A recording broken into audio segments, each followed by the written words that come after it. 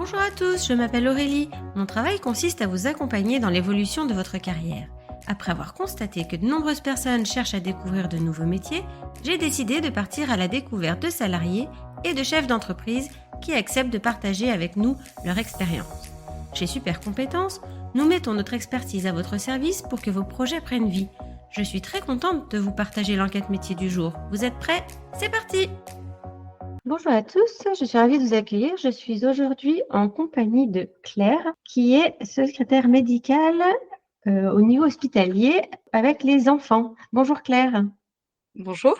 Est-ce que vous pouvez vous présenter, nous dire d'où vous venez et puis votre profession, savoir où vous en êtes? Alors moi, je m'appelle Claire, je suis de Montpellier, originaire de Montpellier. J'ai 2 enfants, je suis une maman de 40 ans. Voilà, et j'effectue le métier de secrétaire médicale depuis maintenant 13 ans, dans un hôpital spécialisé pour les enfants qui se trouve en bord de mer.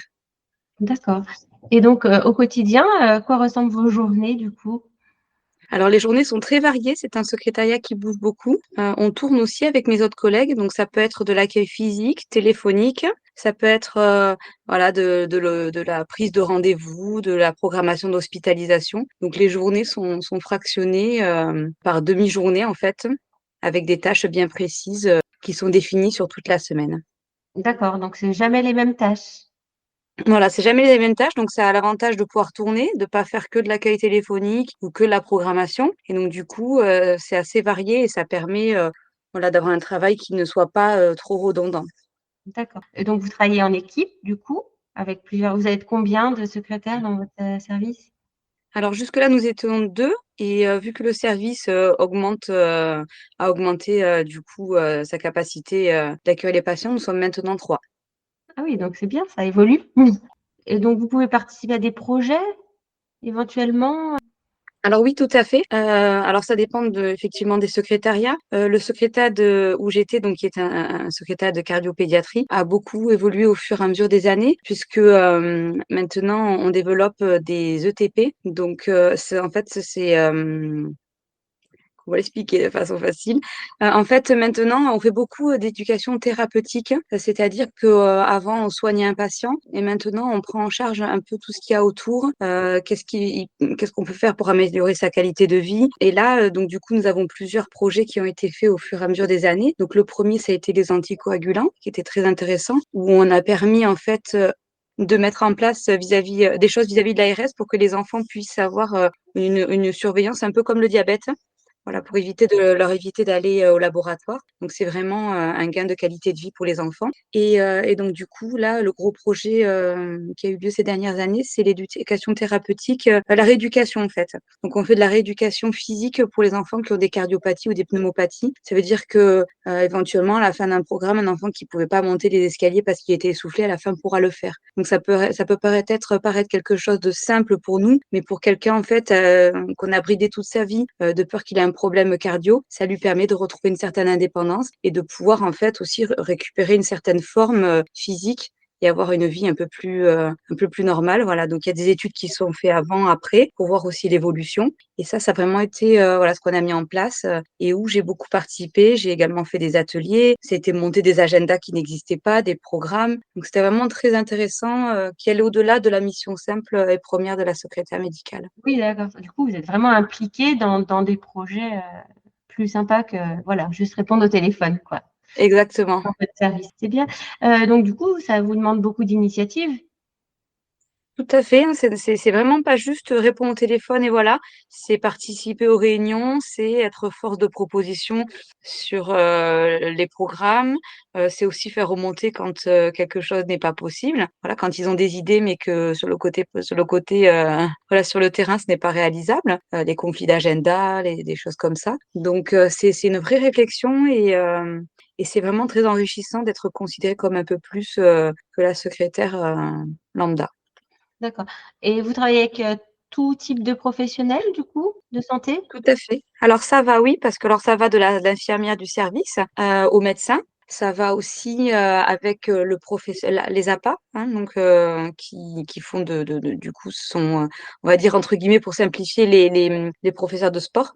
D'accord. Voilà, mais c'est vraiment pas ça, hein, c'est vraiment adaptation physique, C'est physique adapté, ça veut dire que vraiment c'est prouver les mouvements et prouver les exercices qui font que ça va les faire progresser. Il y a aussi la kiné, puisqu'il y a aussi beaucoup de kiné pour la réadaptation, la kiné respiratoire, ou ça dépend, on s'adapte beaucoup à la pathologie de la personne en face. Qu'est-ce qu'il y a de la psychologue aussi, puisqu'on prend aussi, il y a toujours une séance avec une psychologue pour prendre en compte le côté psychologique aussi, l'impact que la cardiopathie peut avoir sur l'enfant. Voilà, donc ça, c'est les rendez-vous de base. Et après, ça peut être autre chose. Ça peut être rendez-vous avec un autre médecin s'il y a un problème, par exemple, de scoliose, voilà, ou ça peut être un autre souci, un enfant qui est diabétique, et ben on va lui prendre rendez-vous avec un médecin spécialisé. Donc il y a vraiment tout ça. Et ça peut être après, au-delà, si on se rend compte qu'il y a quelque chose de particulier, un autre rendez-vous programmé sur l'hôpital. Donc c'est assez varié, oui. Oui, l'imagerie, enfin voilà, je suppose que voilà. Voilà, imagerie, oui aussi. Et puis avec des associations, non? Oui, association de parents aussi. Enfin, là, pour le coup, de parents et de... Nous, c'est surtout des parents puisque c'était des enfants. Donc, il y a plusieurs associations avec lesquelles on a travaillé pour justement être en lien et aussi intervenir avec moi quand on faisait un atelier administratif, justement, où on voyait un petit peu tout le côté sécurité sociale. Si je veux faire un prêt, comment ça se passe quand j'ai une cardiopathie, puisque c'est des choses auxquelles on pense pas forcément, mais qui sont concrètes quand on devient un adulte. Voilà, parce qu'il y avait aussi des journées d'éducation thérapeutique, la transition à l'âge adulte. Donc, ça veut dire, c'était pour les 15-25, je pense, à peu près vers là. Parce on en a fait moins avec le Covid, hein. Il y a des choses qui ont été mises un peu, voilà, qui reviennent. Et c'est vrai que ça permet en fait aux personnes de se rencontrer déjà, puisque c'est des journées collectives d'éducation, et ça permet de reprendre la pathologie. Qu'est-ce que j'ai le droit de faire? Qu'est-ce que j'ai le droit de pas faire? Est-ce que j'ai le droit de sauter en parachute? Est-ce que j'ai le droit d'avoir un tatouage? Si c'est déjà enfant, est-ce qu'ils vont avoir ma cardiopathie? Est-ce que je vais avoir un souci avec ma grossesse? Voilà. Et moi, j'avais un atelier que j'animais justement avec les familles. Donc ça, c'était intéressant. Et puis les familles peuvent, les associations de familles peuvent aider aussi à trouver l'été des colonies. Ils peuvent aider à être au niveau juridique, justement. Par exemple, pour accéder à un prêt, ils peuvent aider avec des juristes à dépioter les contrats d'assurance, des choses comme ça. Donc, c'est vraiment important d'avoir leur soutien D'accord. pour que les patients puissent se référer à eux. D'accord. Au quotidien, vos horaires, c'est quoi? Alors moi, j'ai des horaires c'est des horaires très classiques. Grosso modo, c'est du 9h 17h. Après, quand on est plusieurs, ça peut arriver qu'il y en ait une qui commence voilà, à 8h30, l'autre qui finisse à 17h30 pour pouvoir couvrir plus largement. Mais voilà, c'est vraiment le maximum que nous, on couvre. Standard. Oui, oui, tout à fait. Selon vous, quelles sont les compétences nécessaires pour ce travail? Alors, bien sûr, je pense que ça reste important quand même d'avoir le diplôme, non pas parce que c'est le diplôme, mais parce que moi, quand j'ai fait la formation, j'ai vraiment appris des choses qui étaient spécifiques à la secrétaire médicale, puisque j'avais fait des études de secrétariat avant, donc c'est quelque chose que je maîtrisais, le secrétariat. Donc, il y a des choses vraiment qui sont importantes au niveau de la sécurité sociale, au niveau des connaissances de base des mots médicaux. C'est vraiment quelque chose qui est important, de savoir dépioter un mot et de savoir l'écrire, même si on ne sait, savoir à quoi ça correspond, même si on l'a jamais entendu avant. Après, sur les qualités, sur les soft skills, je dirais, il faut avoir de l'empathie, mais il faut savoir quand même garder une certaine distance, parce que si on n'a pas une certaine distance, on ne peut pas être disponible pour les familles. Ça veut dire que si on est trop dans l'émotion et trop dans le partage d'émotions, à ce moment-là, on peut pas faire notre travail comme il se doit. Voilà, si on perd un patient ou si un patient tombe gravement malade, nous, derrière, on doit réagir et être là pour les familles. Après, je pense qu'il faut être flexible, parce que c'est un métier qui bouge beaucoup, où en fait, on est la seconde tête du médecin. Ça veut dire que des fois, en fait, il va falloir se dire, ah oui, mais alors il n'a pas fait le B. Alors du coup, il va falloir penser à faire telle tâche A, parce que si on fait pas ça, et ben alors du coup, après, à l'étape d'après, ça va pas fonctionner. Donc c'est vraiment toute une réflexion. Donc, flexibilité, adaptabilité, voilà. Je pense qu'il faut de la patience aussi parce qu'il faut pas oublier qu'on travaille avec des gens qui sont malades. Donc, moi, en l'occurrence, c'était des enfants, donc avec des parents qui sont parfois stressés et inquiets. Donc, il faut pas tout excuser, mais il faut aussi se mettre à la place de quelqu'un qui a son enfant qui est malade. Oui, Voilà, donc je pense que c'est ça, il faut l'amabilité, il faut la flexibilité, il faut être humain en fait. C'est vraiment un métier où il faut être humain et je pense que de toute façon, quand on va vers le médical, c'est que fondamentalement, on a quelque chose d'humain en nous et d'envie de donner à l'autre et d'échange. d'accord. Est-ce qu'il est facile de trouver un emploi dans votre branche? Alors, moi, je dirais oui. Trouver une bonne secrétaire, c'est pas toujours évident. On a eu beaucoup de problèmes de recrutement, justement, de trouver une bonne secrétaire. Dans les qualités aussi, alors c'est peut-être tout bête, hein, mais il faut une bonne orthographe. Alors, il y a certains métiers où il n'y en a pas besoin. Mais là, pour le coup, je pense que si on lit le courrier d'un médecin et qu'il y a plein de fautes dedans, en fait, on va se dire que le médecin, quelque part, il est pas sérieux non plus. Donc, je pense qu'il y a ce côté-là où le médecin, c'est quelqu'un de lettré, c'est quelqu'un qui a fait des études. Et je pense que malgré tout, dans ce métier-là, il y a besoin d'une certaine orthographe et qui n'est en rien en lien avec la qualité de la personne en face, mais c'est juste que c'est très lié Oui, au vous métier. faites les comptes rendus, vous tapez les comptes rendus. Exactement, on tape encore les comptes rendus. Alors, il y a certains endroits où c'est automatisé, mais dans ce cas-là, c'est tellement personnalisé qu'on est obligé encore de taper les comptes rendus. Donc, il est facile de trouver un travail, Oui, mais voilà, tout à il fait. faut Je trouver aussi pense, les voilà, plus chers. voilà. Et oui, il y avait quand même, voilà. Et après, autour de moi, j'entends quand même souvent des propositions, puisque, voilà, moi-même, j'ai eu des envies de découvrir d'autres services ou d'autres endroits, puisqu'au bout de 13 ans, c'est vrai qu'on a fait un petit peu le tour aussi. Et je me suis rapidement rendu compte qu'il y avait d'autres opportunités. J'ai des collègues aussi qui ont voulu voir autre chose et qui ont rapidement trouvé du travail. Donc, c'est quand même, je pense, un métier où on trouve encore facilement des opportunités. D'accord. Est-ce qu'il y a des possibilités d'évolution une fois qu'on est secrétaire médical? Alors, c'est assez limité.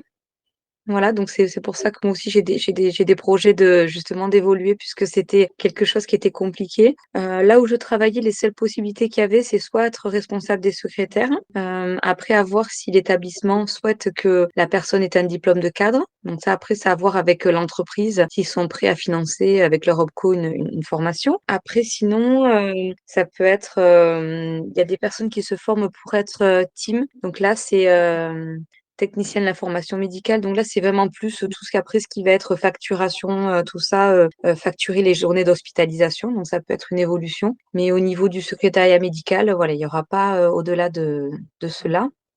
Voilà. Quel salaire est envisageable en début et fin de carrière? Très bonne question. Alors moi, c'était compliqué parce que, comment vous dire, je sais plus quel était le salaire de base.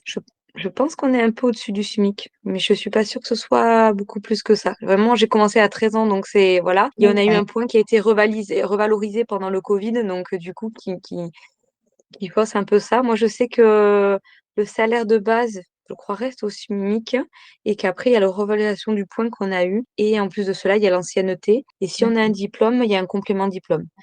Donc D'accord. voilà, donc je pense que voilà, les nouvelles en sont là. Donc finalement, avec le point, ça fait au-dessus du SMIC. Voilà. Et après, ça dépend où est-ce qu'on travaille. Parce que c'est vrai que si on est secrétaire médical, je pense en cabinet d'imagerie, où on a des horaires où on fait du 10 h à 19 h, je pense que le salaire est pas le même parce qu'il faut aussi pouvoir trouver des personnes qui soient ouvertes à faire des heures un peu plus compliquées. Et les salaires en général sont un peu plus élevés dans ces domaines-là. D'accord. Est-ce qu'il y a un diplôme exigé? On en a parlé tout à l'heure. Vous disiez que c'était bien d'avoir le diplôme. Alors, entre guillemets, il n'est pas obligé, mais très honnêtement, ça compte plus. Ça veut dire D'accord. que là, quand on a voulu recruter la troisième personne, honnêtement, je pense que la seule personne qu'on a vue qui avait pas le diplôme, c'est parce qu'elle avait des années d'expérience dans le métier. Et D'accord. vraiment, comme je le dis, en dehors d'avoir juste le diplôme, pour avoir fait des études de secrétariat avant, allant du BEP au BTS et avoir fait la formation de secrétaire médical, bien sûr, toute la partie informatique, je la maîtrisais, mais toute la partie terminologie médicale, connaissance de la sécurité sociale, toute cette partie-là, en fait, il est nécessaire de la connaître aussi si on veut pouvoir travailler n'importe où en tant que secrétaire médical aussi, quoi. D'accord. Quel conseil vous pourriez donner aux personnes qui se posent des questions sur ce métier, qui envisageraient cette reconversion? Alors moi, ce que j'ai fait personnellement, c'est que je suis allée voir plusieurs secrétaires médicales. J'ai fait une grille d'entretien, puisque moi, j'ai eu un financement pour faire l'école de secrétaire médical par la région. Donc du coup, de moi-même, je suis allée voir plusieurs secrétaires dans différents établissements. J'étais allée dans un laboratoire médical, dans un hôpital, dans un secrétariat médical, voilà, avec une grille d'interview pour voir quelles étaient les questions et voir si c'est quelque chose qui me correspondait. Voilà. D'accord. Et après, voilà, savoir si on est capable de gérer ses émotions et gérer donc le recul sur les émotions parce que pour moi, c'est quelque chose qui est primordial. Si on est quelqu'un de très, très, très empathique et qu'on emmagasine les émotions des autres et qu'on n'est pas capable de mettre un mur, je pense que c'est quelque chose qui est pas évident. Après, voilà, il faut savoir être, si on est quelqu'un qui aime échanger avec les gens, quelqu'un, voilà, qui est de bonne composition, qui est flexible. Je pense que voilà, il y a vraiment, je trouve que c'est un métier qui est très enrichissant au niveau personnel et émotionnel, tant qu'on arrive, voilà, à mettre cette petite barrière qui est importante. C'est vraiment quelque chose où je me suis beaucoup épanouie avec des gens avec qui on crée un lien. En 13 ans, on crée des liens. Donc, même si ça devient pas forcément des amis, puisque ça reste quand même des patients, et je trouve que c'est important aussi de bien mettre la barrière. On est obligé de la remettre. Ça n'empêche que, on croise des gens superbes dans un moment où ils sont pas forcément bien et de pouvoir leur apporter un réconfort et de pouvoir leur apporter quelque chose, moi, c'est quelque chose qui m'a beaucoup enrichie en tant que personne. D'accord. Eh bien, merci pour tous ces éléments, Claire. Merci Avec d'avoir plaisir. participé. Merci d'avoir écouté ce podcast. Vous retrouverez les liens de notre invité du jour en description. Vous trouverez également l'enquête métier du jour en version PDF dans les notes de l'épisode. Si l'interview vous a plu, n'hésitez pas à la relayer autour de vous et de la noter sur votre application de podcast préférée. Vous pourrez retrouver l'ensemble de nos services sur supercompétences.fr. Si vous voulez partager votre métier, prenez contact avec moi pour que nous puissions en discuter. Je reste également disponible pour parler avec vous de vos projets de reconversion professionnelle. Je vous donne rendez-vous au prochain épisode. Belle journée!